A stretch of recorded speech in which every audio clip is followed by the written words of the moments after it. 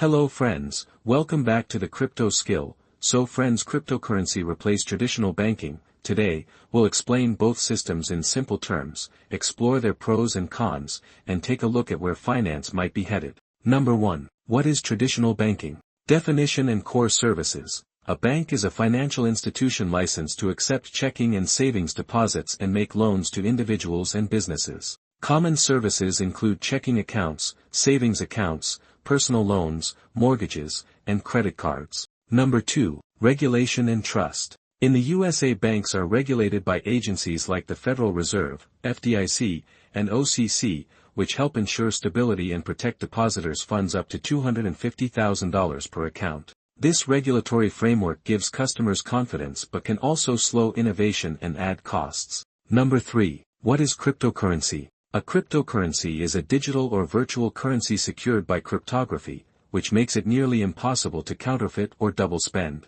Most run on decentralized networks called blockchains, enforced by networks of computers rather than a central authority. Examples: popular cryptocurrencies include Bitcoin, Ethereum, and stablecoins like USDT and USDC, which aim to maintain a stable value by pegging to assets such as the US dollar. Number 4. Advantages of cryptocurrency. Decentralization and ownership. Because there's no central issuer, users hold their own private keys and control their funds directly. Speed and cost efficiency. Crypto transactions can settle in minutes, often with much lower fees compared to traditional bank wires that may take days and incur significant charges. Financial inclusion. All you need is an internet connection to access crypto, opening financial services to the unbanked and underbanked around the world. Number 5. Challenges and risks. Volatility.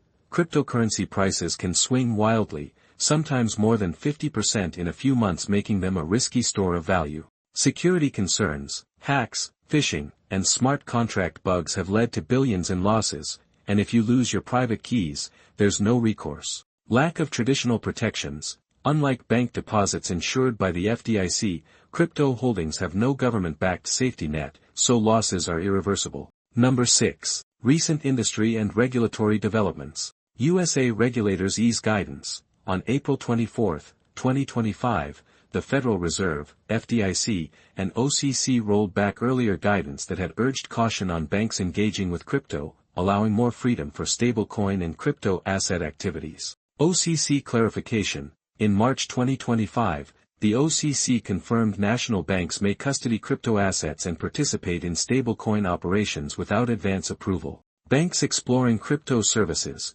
Major banks and fintechs are piloting stablecoin issuances, crypto custody, and blockchain-based payment rails alongside their existing offerings. Number 7. Central bank digital currencies and the hybrid future. Digital Pound Lab. The Bank of England's Digital Pound Lab is testing use cases for a potential digital pound to complement cash, not replace it. Stablecoin market growth. Standard Chartered forecasts the stablecoin market could grow to $2 trillion by 2028, highlighting banks' potential roles as issuers and custodians. Why a full replacement is unlikely: regulatory costs, customer trust in insured deposits, and the complexity of global finance mean crypto and traditional banking will likely coexist and integrate. Number 8. Conclusion and call to action. Cryptocurrency brings innovation, but traditional banking provides stability and protection. The future is a hybrid landscape combining the best of both worlds. What do you think? Drop your thoughts in the comments, hit like if you enjoyed this video,